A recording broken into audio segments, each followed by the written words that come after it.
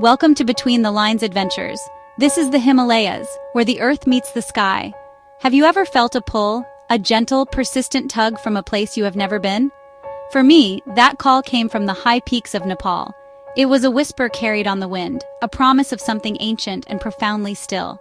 In our frantic, clattering world, the idea of silence has become a luxury. I pictured a place where time did not gallop but meandered like a gentle stream. A place where the air itself was filled with centuries of prayer and contemplation. This wasn't about escaping life, you see. It was about finding it. Finding a truer, quieter part of myself that had been drowned out by the noise of modern living. I knew I had to go. The very thought of the Himalayas fills one with a sense of awe. These are not just mountains. They are gods, titans, ancient guardians of the sky. I was preparing my heart to be open, to receive whatever lessons the mountains and their monasteries had to offer. This was not merely a trip, it was a pilgrimage.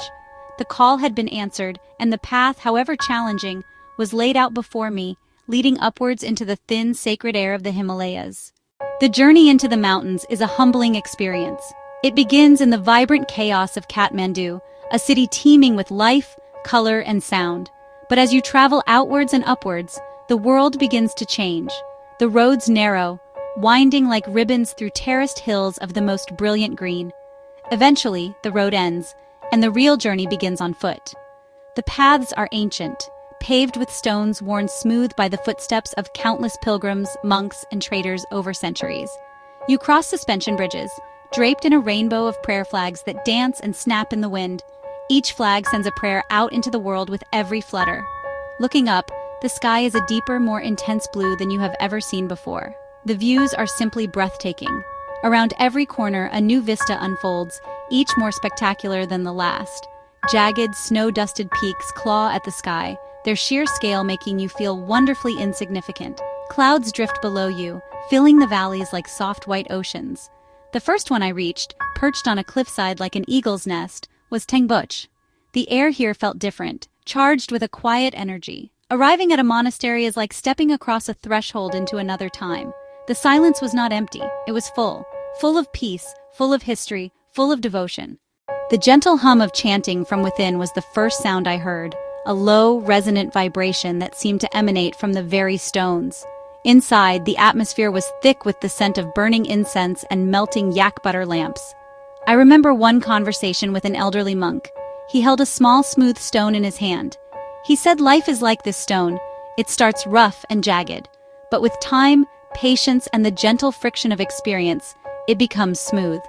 I would sit on a stone wall overlooking a vast valley, Ama Dablam standing like a queen in the distance. I would just sit and watch the clouds drift by. In that silence, my thoughts became clearer. Worries that felt large back home began to shrink, like tiny clouds in a vast sky. I realized how much mental energy I wasted on things that did not matter. The journey was turning inward. Leaving the high mountains is a strange and bittersweet experience. As you descend, the air grows thicker, the sounds of the world return, the snow-capped peaks slowly disappear behind the green hills. But you do not leave empty-handed. You carry the mountains within you. You carry the silence. The journey had changed me in ways I was only beginning to understand. The monks taught me that peace is not a destination to be reached, but a quality to be cultivated within, wherever you are. It gave me a deeper understanding of myself and a quieter, more compassionate way of walking through the world.